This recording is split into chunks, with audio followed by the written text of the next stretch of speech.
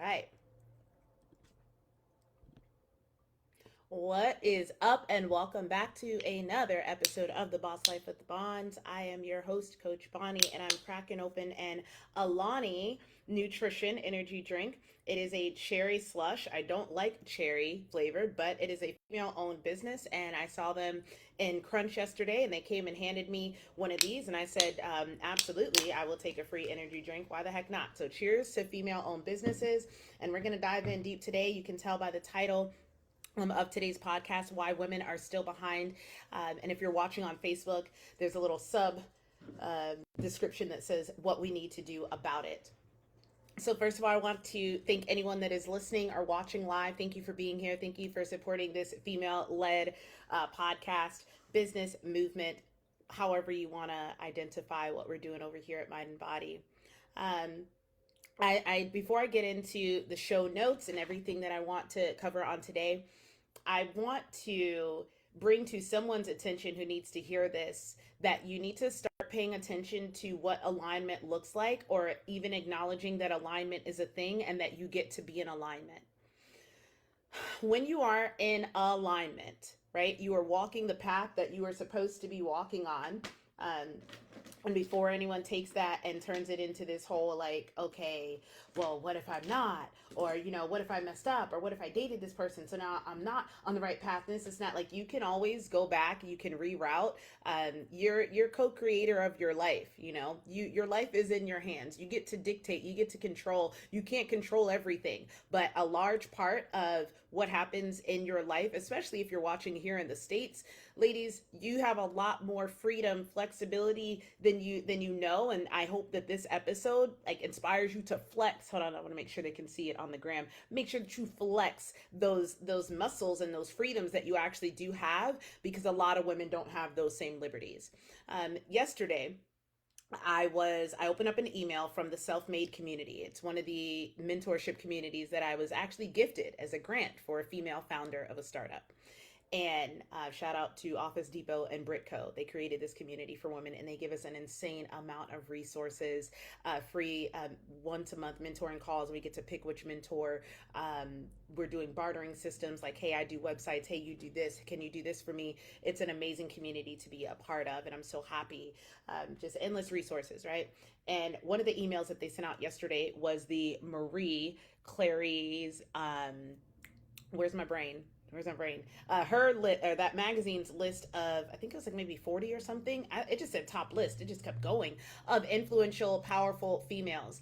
And when I tell you that I got the chills, that I got reignited about my passion and my purpose, that I was reinforced so much more that yes, I'm on the right path, and yes, I'm in alignment, and I need to move forward. Like, I can't tell you how good it felt to have that poured back into me. So going back, I went off on two different tangents about alignment. Ladies, there are things that are happening in your world and in your space that if you are not tapped in and tuned in to your highest self, to your intuition, to God, to source energy, to the universe, you will miss a lot of these big pivotal moments that were placed in your path. And then sometimes we'll be wondering why opportunities aren't in our path as well. And it's like, well, you didn't do the work to prepare for it, right? You look at other women and you see the positions or the successes or the marriages or the body or whatever it is that they have that you don't have. And the first instinct that a lot of us will do is be like, oh, well, she's lucky. And it's like, no, baby, she's not lucky. She did the work to prepare, because luck is just what happens when preparation and opportunity meet. And so you could be lucky too if you decided you wanted to do the work on yourself. Let's take marriage for an example. If you see somebody who's got a perfect marriage, first of all, you know that's not true. But if you see someone and you're like, wow, she's so lucky to have that guy, or that he came into her life and this and that. And it's like, is she lucky? Or were they both like working on themselves simultaneously at the same time on the same path? So of course their paths would meet and they would be interested in each other because they're both at the same phase. right? That wasn't luck. That's what happens when you work on yourselves. Maybe you see someone with a business and it's going better than yours, and you're like, oh my gosh, she's so lucky. Look at how many followers she has. Look how much her page is growing. It's like, is she lucky, or was she consistently doing the things that you didn't want to do, right? So I'm gonna back away from that before it becomes a preachy Coach Bonds, get your shit together. And this is more of a ladies stand up, we need you, I need you, this world needs you type of message. So anywho, was reading the list of the top influential women, and I was not gonna lie, a little discouraged about a decision that I get to make soon. And I was thinking, what's the point? You know how I feel about that phrase. I was like, what's the point? And I read this list of women, and like, I'm fighting back tears, reading their stories, reading the quotes that go with their names, reading the things that they started. I found out Serena Williams has a venture capital firm, and I was like, are you serious? And it's specifically for women and minorities. And I'm like, oh my gosh, I'm in the stage where I'm going to be seeking capital to grow the start. Oh my gosh, like alignment. See, like, I wouldn't have read that email, got that message, or even seen it if I wasn't at a stage in my journey where I was like, you know what, I'm going to be more tapped in and tuned in to these female communities, because that meditation I did a few weeks back, where I went and asked my highest self, what do I need to do? And she said, stick with the ladies, slow the hell down, and go within more. And so when I see an opportunity to connect with other ladies, and it's in alignment with what I'm doing, which right now anything that's woman led is in alignment with what I'm doing, then I'm gonna jump on it. So just wanted to preface today's talk with that. And try not to drag this on for too long, and to deliver as much value in a concise manner as possible. So first off, the reason why women are still behind. I put still, hopefully I put that in the title on Facebook. I use the word still because we can go back and forth and plead a good case for why we're behind, which is what we could do for a lot of ethnicities, like African Americans. We can talk about why we were behind and why we still are. But I wanna harp in on the still, right? Because it kind of goes in alignment with the whole, like, oh, well, I had a bad upbringing, or my mother was, abusive or not as attentive, or like, and these are things that did happen to you, and I'm so sorry that they happened to you. And there are horrible things that happen to women, and so many people in history. Like, humans are terrible to each other. Once we can accept that, you can stop doing the blame thing, the blaming the races, the blaming the men, the blaming everything. Like, humans are terrible to each other. So let's just put that out there. However, when you are at a certain point in your life and you look at where you are, it's not where you want to be, and you are still looking to the past for why you are this way. Like, great for awareness, but let's bring that awareness to the present day. And now let's look at you, where you are in your adulthood. Why are you still behind? And so, ladies, I'm not going to go into the history too much. I'm not going to even talk about some of the current persecution that women are facing right now. That's super important. I'm just not as skilled enough to sit up here and open my mouth about it. I will be back when I learn more. However, when we talk about the stillness, why are we still behind? I've got 3 areas that I want to bring up to your attention today. And the first one has to do with your identity. Your identity, your beliefs that you have, or the lack of belief that you have in yourself, the energetics that you have around yourself, and how you are showing up. So first and foremost, no matter what happened to you in your past or even in your present, the way that you identify with yourself, aka your ego, what I talked about yesterday, it's going to play a big role in your identity. Excuse me, I have to burp. It's going to play a big role in how you progress in life. If you identify as someone who is always struggling, then you will, no matter how successful you get, no matter how many opportunities open up for you, no matter how many things go well for you, you will always identify as someone that has to struggle. That is a layer of myself, one of my shadows that I'm trying always to put away, because I look around and I'm like, I'm really working really hard, and I don't need to be like, it doesn't have to be like this, like that. There's no reason for me to be at my computer working on business stuff till 9 o'clock at night, like, or 10 o'clock, unless we're in the middle of a big launch. But that's like been drilled in my head that in order for Bonnie to make good money, she has to work, 12, 15 hours, because that's, what I was accustomed to. So that is an identity that I get to leave behind because it no longer serves me. So as I'm saying this, I'm sure that things are coming up for you, how you're identifying with yourself or how you identify yourself as. Maybe you see yourself as the uneducated woman who doesn't have a lot of skills to bring to the workforce, so she's never going to have a real job, or she's never going to make it out of lower middle class or poverty level because you don't have, that's just not in the cards. That's not how your family was raised. Or maybe you're a small business owner and your family, gosh, these cars are so loud, and your family has owned small businesses and nobody ever got rich from them. They just had the family business. And so the idea of you creating something that is massive, impactful, growing, successful, and actually lucrative where you can afford to pay yourself, it just doesn't seem like something. That's not how you identify. You don't see yourself as that.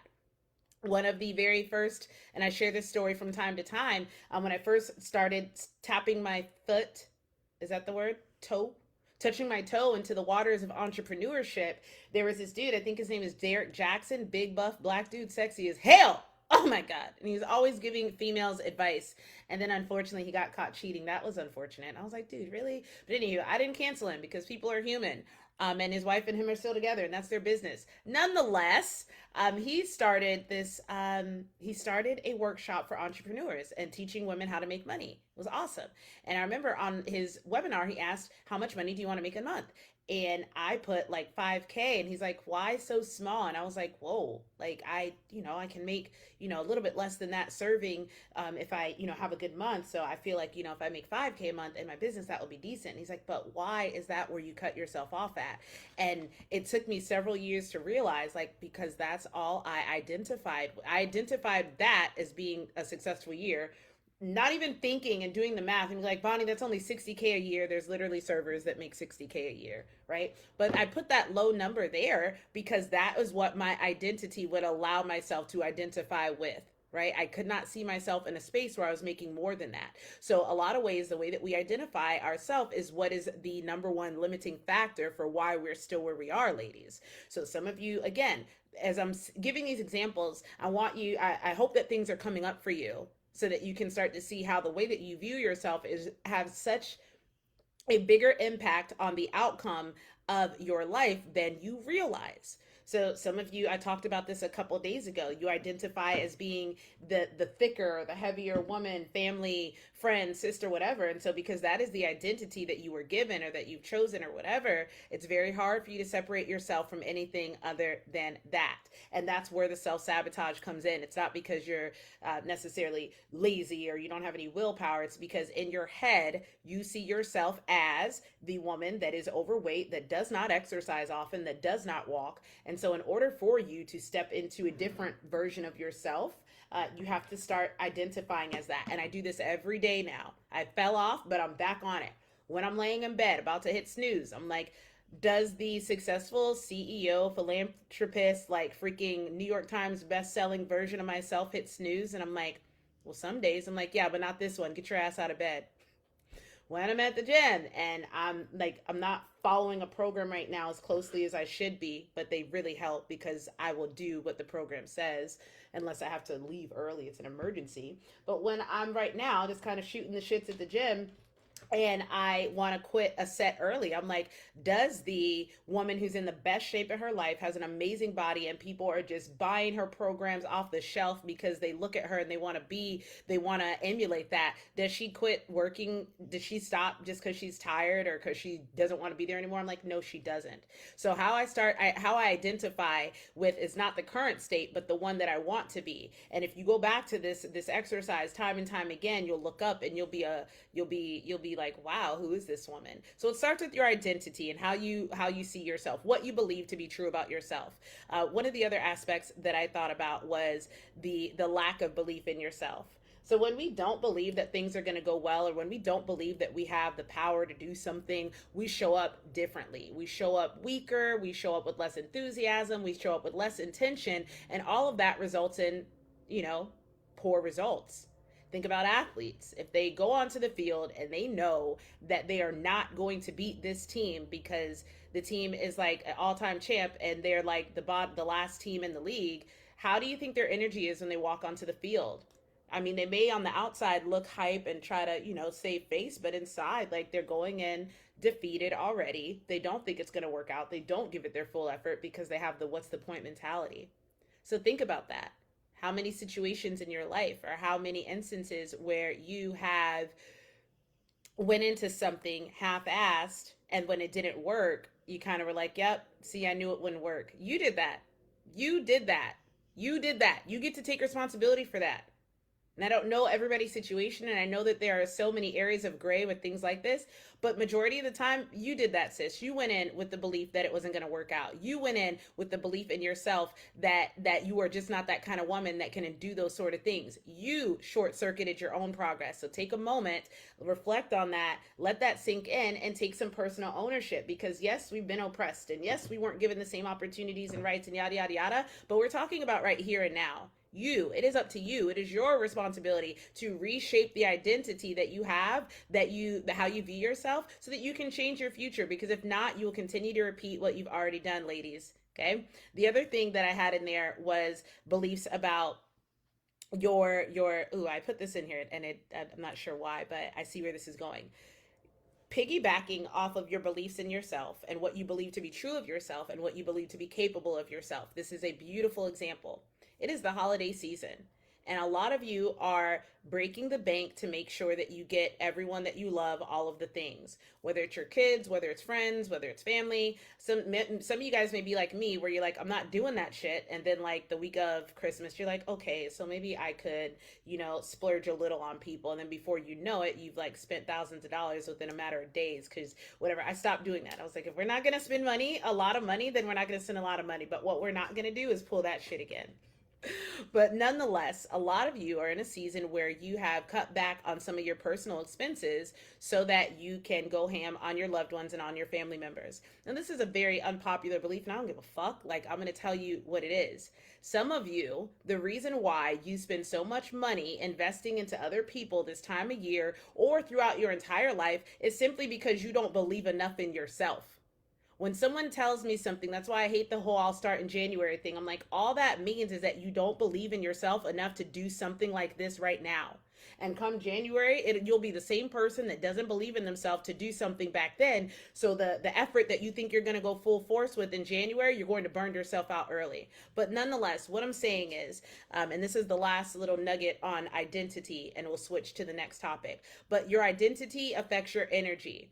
So when you are doing any task, there is an energetic exchange. Me doing this podcast episode right now, I'm coming in with the full energy and intention of serving the feminine collective and any men that may need to hear this message and apply it to themselves as well, or to have a better insight into the female plight, if you will.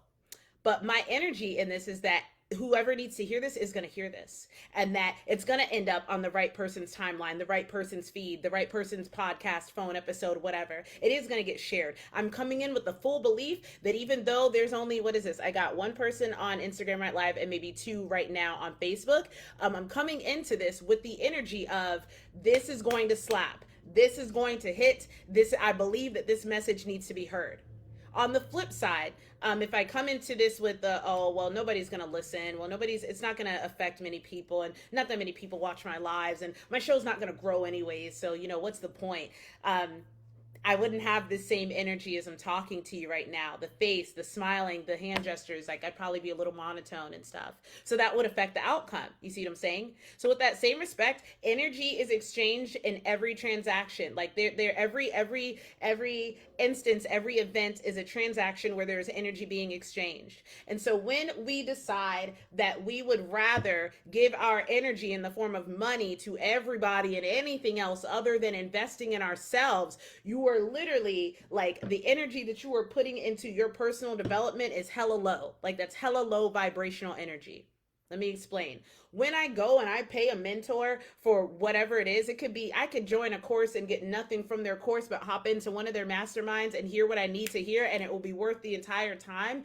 That, me paying them for that as an exchange of energy, it's a faith. For those of you that are super biblical and energy just sounds super woo-woo to you, let's go with faith. That is an investment of faith that I'm putting forth, that I believe that what I am giving this person, I'm going to also get back in return, that it is worth it. And so when we are not aligned with the energy that I invest in myself with the full belief that I'm going to get what I need. And if not, and even if I don't get it instantaneously, this is an investment in myself that's going to pay off down the road. A lot of us don't have that mindset. We don't have that belief system, and we don't have that energetics lined up. Our energy is low vibing. I don't believe this is going to work. I don't believe in investing myself here. Let me spend my money on other people instead, because then at least I can get that good high vibe feeling from knowing that I blessed someone else. And that is beautiful and that is great. But I want to drop this nugget on here before I leave off of point number one, which is this. Could you imagine if you took a leap of faith? Could you imagine if you put the energy into believing and investing in yourself, and that may look like less presents for every Tom, Dick, and Harry in your family, but if that meant the next year was going to be a pivotal, transformational, quantum leap for you, do you think it would be worth it? Would it be worth it? If you can say no, then go ahead. Keep doing what you're doing right now. But I want you to be real with yourself. Every time that I've invested in a coach or a program, I fully went in with the belief, not, oh, this is the next magic trick, but this is the next step for me to get to where I go. Fully believing that. And anytime that I didn't, it showed. And so I want you to really consider one of the, again, to reiterate, point number one for why women are still behind.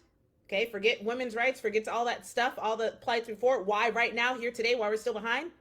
Is because the way that we choose to identify. We choose to identify ourselves as the struggling woman. We choose to identify ourselves as the one that no matter what I do is not going to make a difference. We choose to believe that we are not worth the investment, and we choose to not put our full energy and belief into becoming more than what we are and what we've already seen. Point number two, community. Community is so mother trucking important. I can't even, like, guys, like I shared with you in the beginning how I almost broke down reading the newsletter from the self-made community, and just being in there and being able to support another female founder with her startup and her phase, even though it wasn't a huge amount of money. Just that energy. It's literally energy. I didn't have, thousands of dollars to donate to her, but what I did, it was me saying, sis, I see you and I believe in you. Here you go. She feels good. I feel good. We're both vibing high. When we miss out on interactions like that, which by the way we do, ladies, your cup, that's why your cup's not getting full. Okay? Like, you are literally pouring out to everyone all day long. And in most cases, you're pouring out in a male dominated either work environment. And if it's not your work environment, it's still a male dominated society. And so it sometimes makes it hard for us to find our clique, our type of women, that believe the same way that we do, and this and that. And we have all these stigmas, but I want you to think, the phrase, right? United we stand, divided we fall. And so when we don't have a community that we belong to, I don't care what it is. I don't care if it's your yoga studio. I don't care if it's your church. I don't care if it's your online fitness community. Hey, Mind and Body Fitness. I don't care if it is, the what's my neighbor? I love her. She's in the freaking lesbian soccer league or like volleyball. I'm like, can I come play? I'm not a lesbian, but dang it. Like, I want to come play some sports. Shit. Like, whatever it is, like she has a sense of community, I purposely go put myself in masterminds and workshops. It used to be with other entrepreneurs, and now I'm specifically trying to be around other women because I get lit up and ignited. My identity shifts happen within these communities. When I see other women who started where I was or even lower, and they're 10 times higher than I am now, I'm reminded that if she can do it, then I can too. And we rob ourselves of that opportunity by separating ourselves with basic bitch thinking. I'm so serious. One of my coaches, Des, our new head coach in Mind and Body Fitness, she's also like, God, what a godsend. We're spiritually, we're on the same wavelength. Physically, like, I'm like, God, what a blessing. Des was doing a live in one of our workshops, and I didn't get to see it, but I was told later that somebody started commenting, well, yeah, no, this is getting too much for me. I don't believe in this sort of stuff. This isn't my, that's not what the Bible says, or something. One of these days I will do a nice long podcast series about the Bible, about what I've learned going to school, getting a degree in theology, what I've learned spending years in the ministry, and then what I've also learned getting out of that community and talking with other people, other humans that God also created. Anywho, let's bring it back in. But that comment alone, she put a distance in between the rest of us and herself just by that comment. Like, well, that's not what I believe. So now all of a sudden, everything that we have said up until this point is irrelevant, or what we have to offer is not gonna be good enough because it's not what she believes. And we do this a lot, ladies, and it's almost like it's a cop out. It's a protective layer for one, because it's like, oh, this is going deeper into a territory that I'm unfamiliar with, so let me not like dive deeper. We can hide behind the, well, this is my faith and this is what it says to do and this and that, and it's like I could school you so much on how harmful it has been for Christians of all people to act like they can't talk with people or be friends with or have community with other people because, oh my goodness, I really don't want to go down that road today, so let's bring it back to the ladies. Okay. But we do this a lot, ladies. We do this a lot. That was just one example. One that I see on the internet a lot that I freaking hate. I hate it. When I see the something something something, sis, we ain't the same.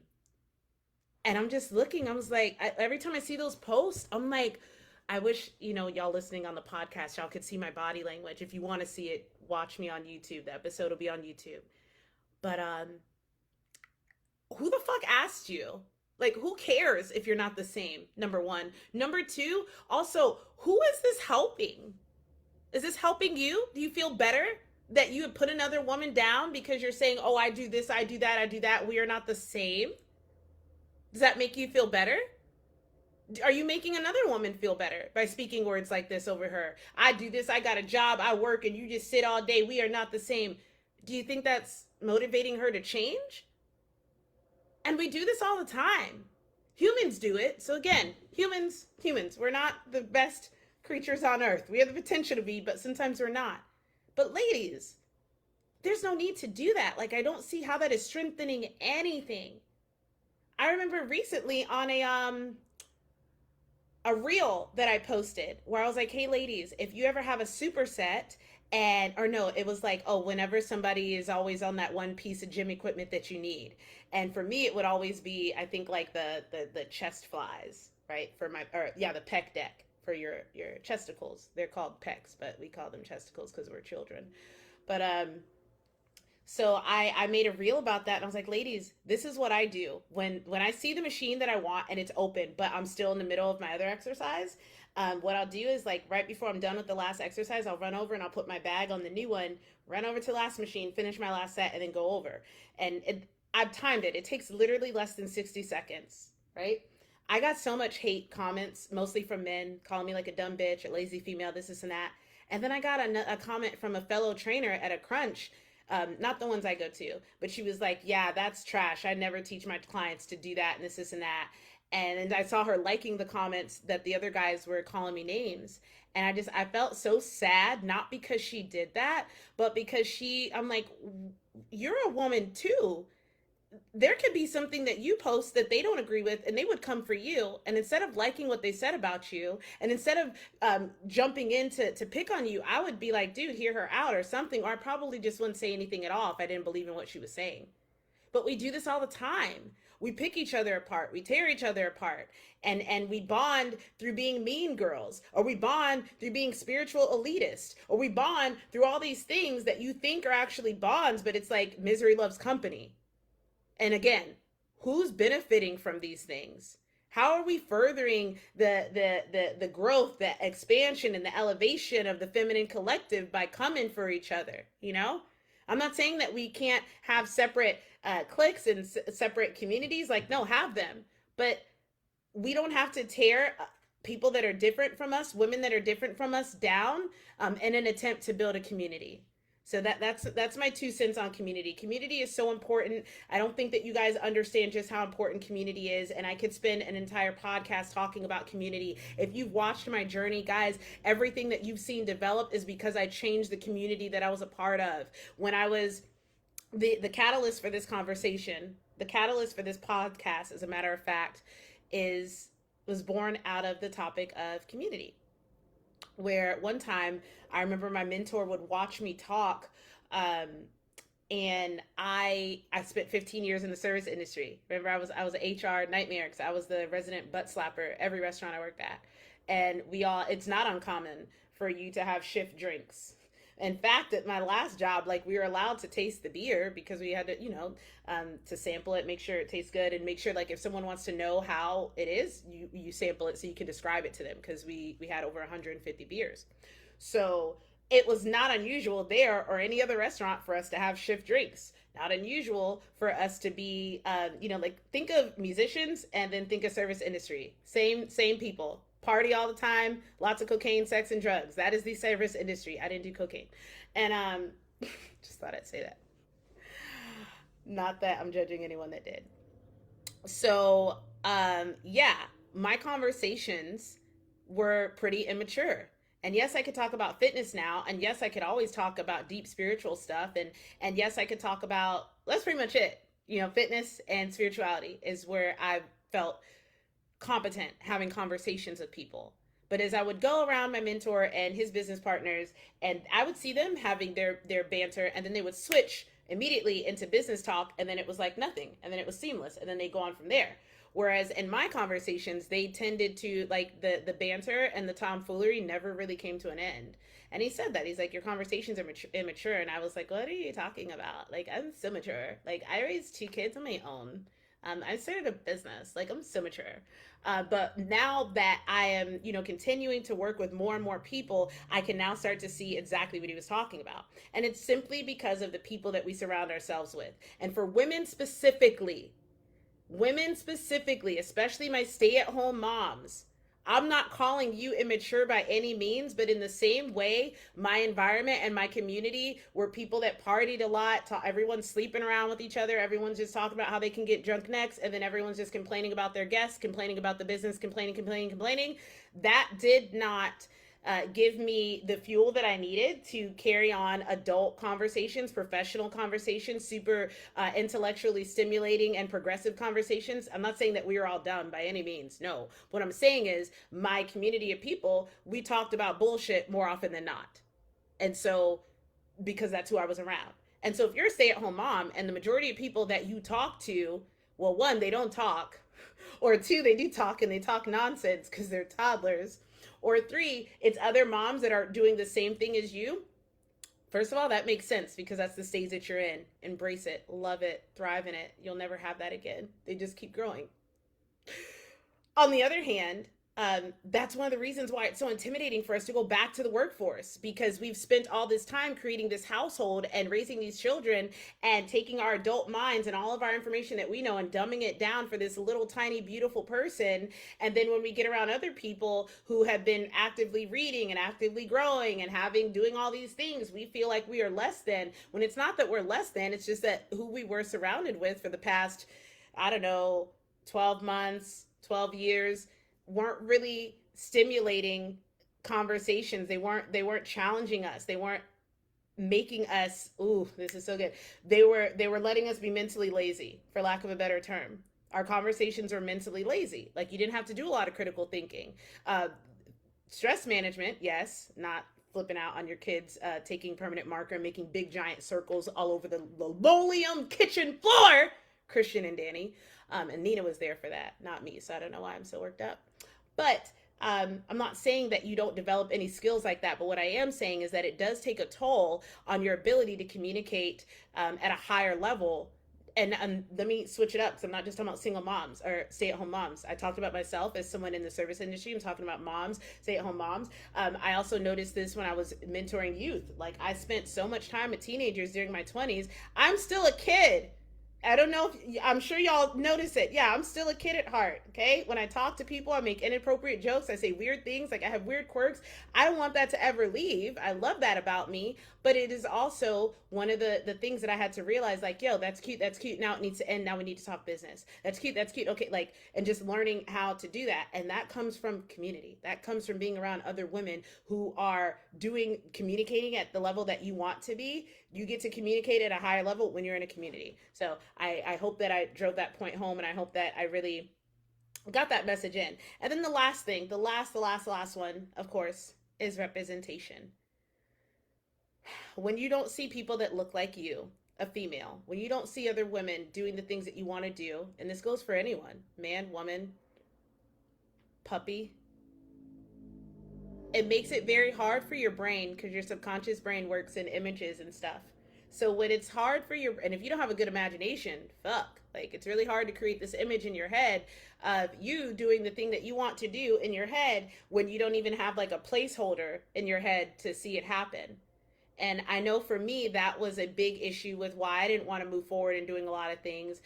In the online fitness coaching space, the only black women that I saw were like super, super, super, super, super ripped and fit and just beautiful and perfect. And they all lived in LA. And I was like, okay, so I can probably make this whole online fitness coaching thing work. I see other people that do this and are successful, but they don't look like me. And I've mentioned this before with one of my clients. She was a life coach. She was a fitness client that was also a life coach. And we would talk, we talk. And I would always talk to her from a coach's perspective. I would talk to her like, hey, this is how, you would talk to one of your clients in this situation. So I'm going to coach you so you can be reminded. And I kept saying this until one week she's like, Coach, I don't have any clients. And it's really messing with my head. And we talked about how much she had spent on her certification to become a life coach, or to do, I don't know what it was, but it was like $20,000. And I was like, sweetheart, I've spent, more than that on my things too, so don't feel bad. But I also worked with like 5 different mentors in the process. So damn. But the thing that was breaking my heart about her was that the people that she was going to for her certifications, they didn't look like her. And this is not a separate, I'm not trying to separate things or trying to make this about race, but when it does come to certain things like this, it is very important that we don't just pretend that that is not a thing. We can't just pretend that the way that maybe a woman who has fair skin with blonde hair and looks and comes off a certain way, like she may be able to pick up a little more traction or followers or trust. I'm just going to be real with you. Trust, just because, not a race thing, but because of a familiarity thing. Because we as a society in America are more used to seeing people that look like that versus someone that looks like me or even her. Even to take it a step further, people are more likely to be trustworthy of a woman, a black woman who has straight hair and is and a characteristic that looks more Caucasian than my client who had natural hair and wasn't, the skinniest girl around, whatever. Do you see what I'm saying? Like, representation matters. And I think that it was really irking her because she didn't see anybody like this in her space, which was further reinforcing the fact, remember the belief about yourself, the identity. So the fact that she didn't see anybody like this in her space, the only people that have taught her anything don't look anything like her and charge her an insane amount of money and are also basically telling her like, well, if you're not doing what we told you to do and being successful, you're doing it wrong. So this is just, now she's just stuck in this habit loop. The community aspect, she didn't have community with these women. I mean, she may have had community, but sometimes you need a little bit more. You need people, not just other women, but you need other women who are like-minded. That is super important, right? And so she was missing out on all of these, having the representation, having the community of women that look like her, talk like her, or at least could relate to her, right? Not people who started their coaching business from a surplus. And I think that that's also something I could do a whole nother podcast on that. And I think I did. It's called Our Online Business Coaches, Is It a Scam? Um, in that case, I will call that a scam. $20,000 to certify somebody in a field where there is no, what's the word I'm looking for? Come on, regulations. There's no regulations for coaches. There's the International Coaching Federation, but it's not like you can go to, like you can sue a doctor for medical malpractice. You can sue there's the board for lawyers and stuff. There's no freaking board for coaches. So for me to give someone $20,000 for a certification, it's not even a degree. It's not like I can go somewhere and be like, hey, this is from an accredited school. I think that's a fucking scam. Sorry, I got sidetracked. But anywho, we're coming back now. But you see how her not having the representation in the field, her not having a community of people that she actually felt like she was like, and then how this is affecting her identity and her beliefs in herself. So when you put this all together, when I think of women and I think of the ones that aren't standing up for what they want, the ones that aren't going after their thing, the goals that they want, the ones that aren't shooting their shot, the ones that are afraid to show up on social media, even commenting or liking because they're just afraid to show up. All of this comes from you not having these things, from you not having a strong identity in yourself that believes in yourself and has strong energy about yourself, from that having a community where you can get supported and get challenged at the same time, and then also not feeling represented. That's one of the things that I've tried to do at Mind and Body. If you look at our executive team, if you look at our C-suite, the CEO is white, the CEO is black, the COO is white, a younger woman in her 30s. We've got my girl Des, who's Hispanic. Is she in her 20s or in her 30s yet? She's Hispanic and biracial. We have Sierra. Sierra's also black like me. We've got Elida. Elida is from El Salvador and Turkey. Like, we have a wide, I purposely wanted to have a diverse group of women.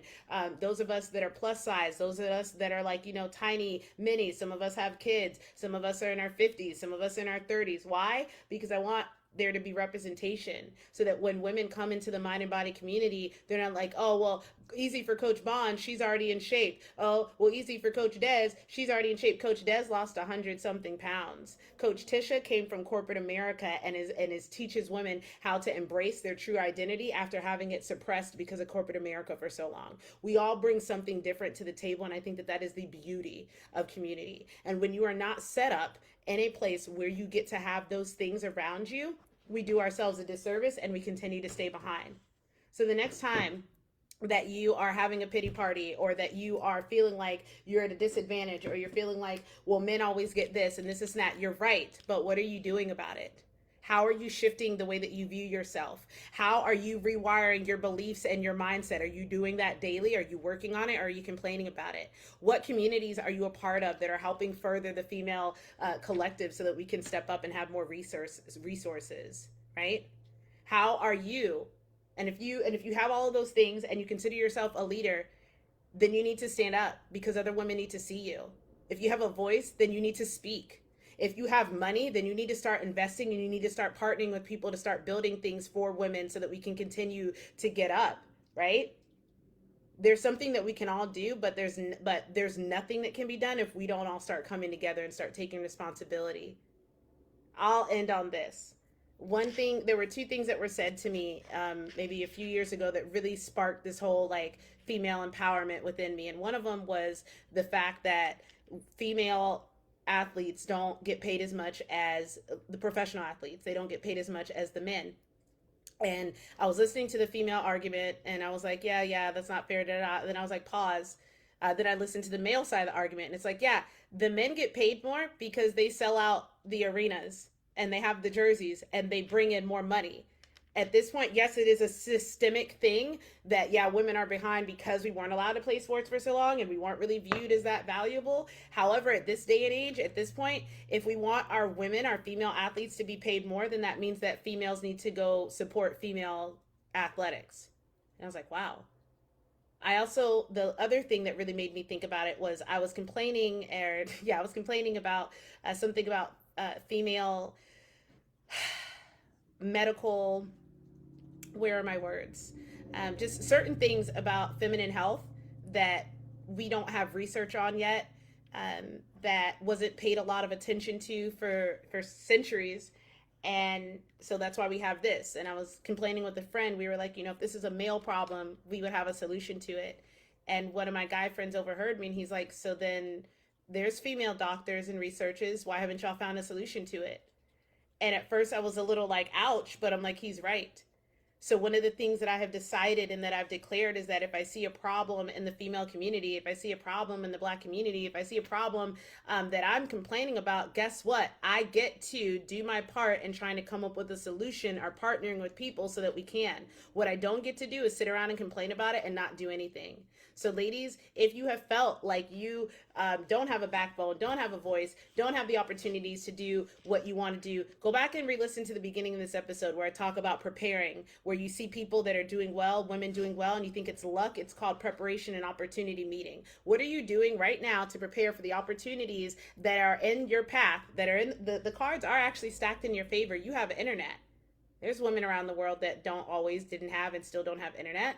You have a job, you have AC, you have friends, you have so much more opportunities. You get to wear your hair out, you can dance without being arrested and jailed. Like, we have a lot more freedoms than we realize, and it's up to you to use those freedoms for good so that your children, your grandchildren, your granddaughters, the world comes into the next generation comes into a world where women aren't still struggling to get paid the same amount of money, where women aren't still struggling to get the recognition and to get the respect that we deserve in these places where we want it. So thank you so much for tuning in today. I hope that you guys enjoyed today's episode. I enjoyed giving it.